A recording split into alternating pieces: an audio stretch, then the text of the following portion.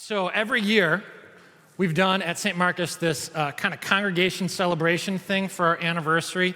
It's also one of the times during the year where I just can kind of briefly do a little bit of vision casting for where we've been, where we're going. I'm going to spare you a lot of the updates that I share with our board of directors. Things are, so many different things are going really, really, really well.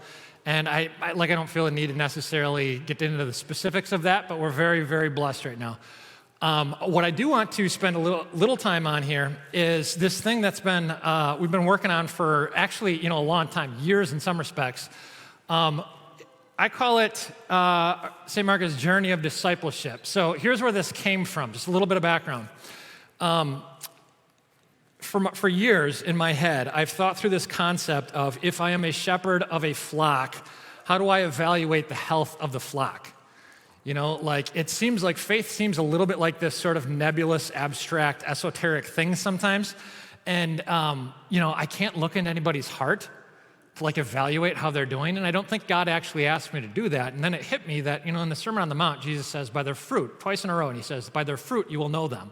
So don't worry about so much trying to look into somebody's heart to see how they're doing, but by their fruit, you can make some evaluations to how the flock overall is doing. Therefore, I don't ever judge what's in somebody's heart because I can't actually see in there anyways. But I do think I have a responsibility in my role to look at some tangible types of things to help make evaluations for how the flock overall is doing.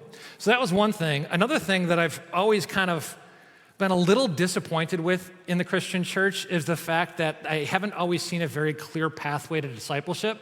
I've seen a lot of people that I think want to grow in their relationship with the Lord, but they don't know exactly what the next step is. So they get general encouragements about be in God's Word and be in church and pray, and which is all true and good, but it's not very concrete or tangible. And I thought, it would be really helpful if God's people could have a very clear, here's my next step. Is there something that you could nearly guarantee if I took another step here, I would grow in my walk with Christ? And so I've wanted to have something a little bit more tangible. And then the third thing is it hit me every year. Usually in the spring, I go in for my annual physical.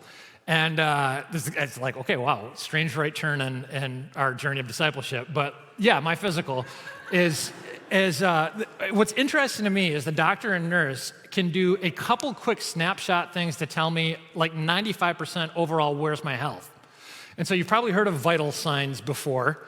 The basic idea of pulse and respiration rate and body temp and blood pressure. They do these really quick analysis, and they can tell you in general these external, simple, basic metrics of how your overall health is doing. And I thought, it'd be interesting if churches could do that regarding their faith life and their overall congregation health. And so where we landed on that was something called spiritual vital signs. Now, what you're looking at here is a graphic. I'm going to explain it a little bit piece by piece, but worship, study, give, and serve. So worship in person with God's people. Study, be in Scripture with God's people relationally. Give offerings of thanks to God. And serve in the church, in the school, and in the community, particularly in our context. Those are the four vital signs that we look at. Now, you say, aren't there other things that potentially would be good indicators of spiritual health, from prayer to personal devotional life to evangelism? Yes, those are all true. The problem is they're less visible. So these are things that we can even congregationally hold one another accountable to and track. And so vital signs are supposed to be kind of superficially obvious in some respects, but nonetheless very important to overall health and also very visible. Now, if we have those four vital signs, what it allows us to do then is, as an individual, you can see which benchmarks am I hitting in terms of vital signs, how many am I hitting, and to what degree am I hitting them. And if you're not hitting all of them, or you're not hitting any of them to what you think is a particularly deep level, your next step in discipleship, the next way that you can nearly guarantee deeper trust in Jesus and closer relationship with Jesus, is to go deeper into that next vital sign. Okay? Now, they can go in different orders, but the basic idea of this as an assessment on an individual level for my overall spiritual health is good. Number two, so I've seen a lot of people not know exactly where their spiritual health is, and I've seen a lot of other people over the years that I think would say, yeah, I'm fine. I'm spiritually fine. And I think, well, You might want to check the vital signs that, like, it's the guy who goes in with a bad ticker into his doctor and says, nope, I'm doing totally fine. I eat steak every day. I'm great. Like, well, you might want to evaluate the metrics a little bit.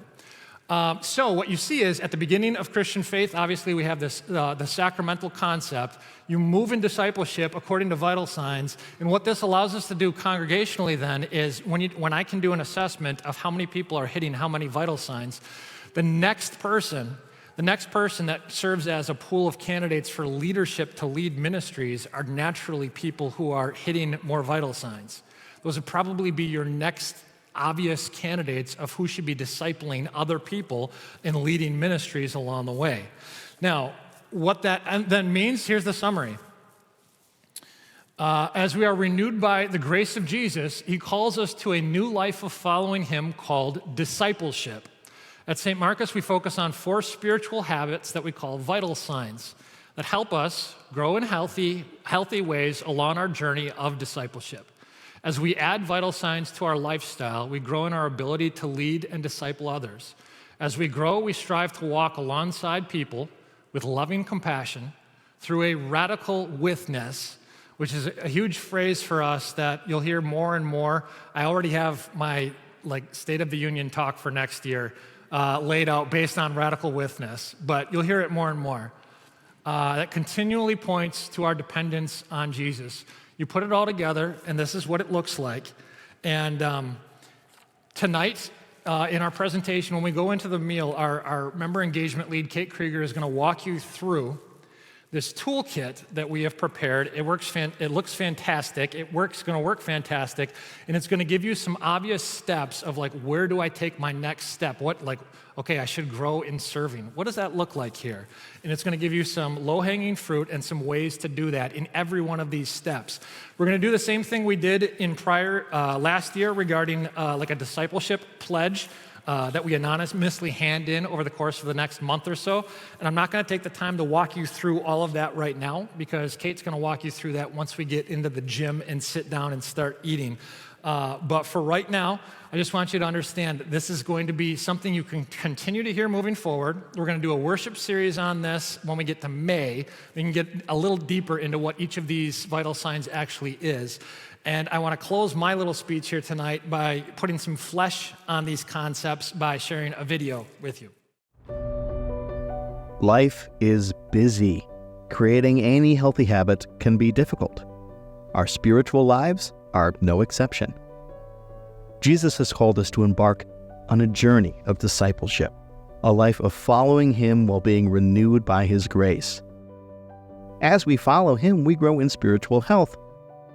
But health can be hard to maintain. This is why, at St. Marcus, we focus on 4 spiritual habits we call vital signs that help us grow in healthy ways along our journey. As we make each vital sign a priority, we progress on our journey to worship, give, study, and serve. We started out with the Weber grill, and everybody got so enthused with that. We would cook all day on Saturday. On Sundays, we get up early, set up for outdoor service. It was just a great time. Everybody would help set up outside. Even though we're getting older now and not able to do all that cooking, but we're still going to keep that going. This is not something you do for an hour a week and then come back a week from now. This is a way you live your life on a daily basis. Church is not about a pastor. A church is not about a building. A church is not just about the music. A church is about the people. I need your help. I realize my faith is still very toddler-like. And if you could just grab me by the hand and help lead me on to actually give, because I can't do it by myself. I realized how much, I'm reluctant to say power I feel, but even when we say the Lord's Prayer together, or when we sing a hymn or a song that, when we sing it together, it means something. This is a lifelong journey. As we grow, we strive to walk alongside people with loving compassion through a radical witness that points to our dependence on Jesus and our continued journey of discipleship.